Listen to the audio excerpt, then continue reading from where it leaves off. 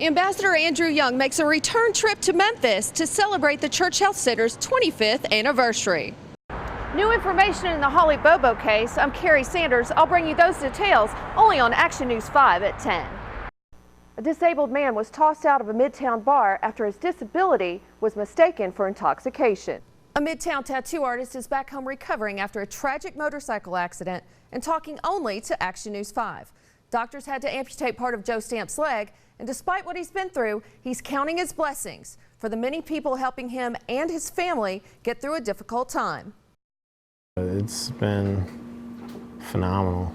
Joe Stamp is grateful for a community rallying around him in his time of need. I've never had love thrown to me like this. It's been pretty amazing. The 36-year-old tattoo artist was severely injured in a motorcycle accident earlier this month. The crash broke his back, and doctors had to amputate part of his right leg. It's kind of hard for me to be mobile.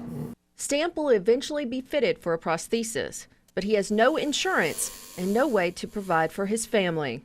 I miss work so much. I've been tattooing a long time, and when you don't have something around like that, it hurts your spirit a little bit, and it hurts your mind a little too, you know. Since the accident, friends and musicians have stepped in to help. Their latest effort? A benefit concert for Stamp this Wednesday. People are coming together to help their fellow man. Ed Harris, a friend who organized the event, calls Stamp a loyal friend and family man, the kind of guy that anybody would want to help. We're coming together to make sure that he's okay and his family's okay. Stamp has a long road to recovery ahead of him, but the love that surrounds him is helping him get through a life-changing event.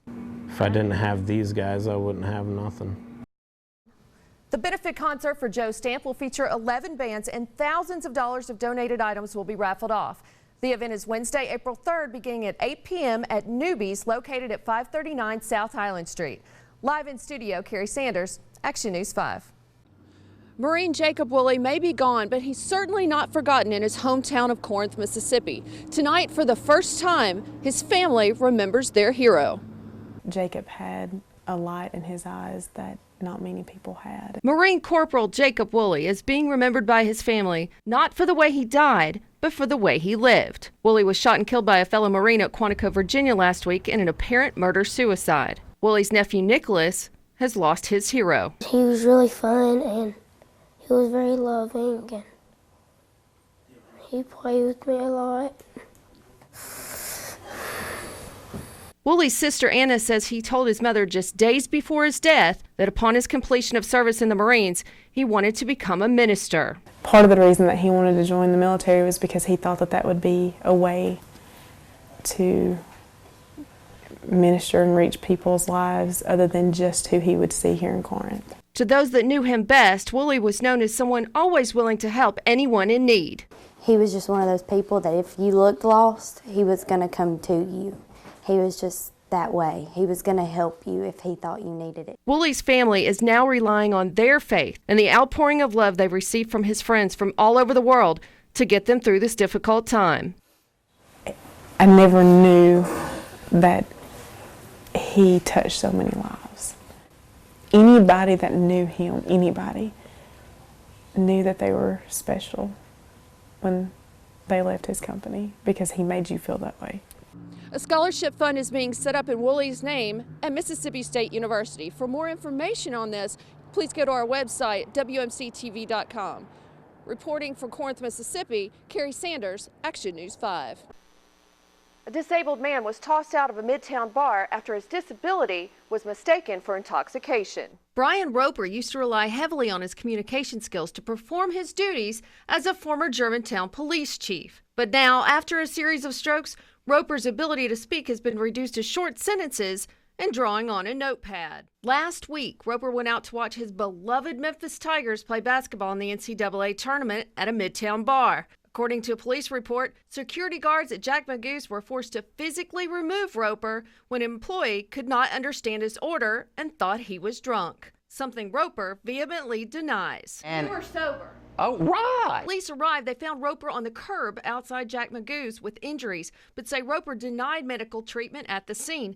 Later, Roper ended up in ICU at a local hospital. Dan Garber, a friend who used to serve Roper at the High Tone, thinks the bar staff may have been too quick to judge Roper and may have gone too far. It sounds like they weren't very tolerant with his disability. All of our bartenders loved the guy. You know, he would come in and watch basketball games, and he would come in and watch bands play. Garber believes the incident was more than a misunderstanding. It sounds like assault to me. Calls to Jack Magoo's have gone unanswered at this time. When asked if he would ever go back to the bar again, Roper gives a very deliberate answer. No. An attorney for Jack Magoo's tells me that they have hired an independent investigator to check into the situation, and Memphis police haven't made any arrests, but will only say that the investigation is still ongoing. Live in studio, Carrie Sanders, Action News 5. Mayor Greg Davis and his attorneys are headed to Jackson, Mississippi today, where they will ask a judge to throw out part of the $70,000 that a state auditor says he owes on frivolous personal expenses. The state wants Davis to pay back $170,000 in taxpayer money. So far, the state has gotten back $96,000. Last month, Davis went to court and argued that his reimbursements followed state law and that he had the authority to approve his travel.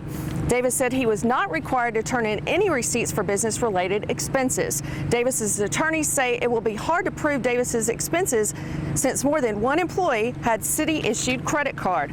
So what does this mean for Davis's trial next month? Well, according to the mayor's attorneys, if the judge rules in their favor today, a lot of previous evidence will not be needed and the trial will take less time. The state auditor's office has no comment at this time on that speculation. Stay with us today as our own Janice Broach will have updates from the courtroom in Jackson, Mississippi. Reporting from South Haven, Carrie Sanders, Action News 5.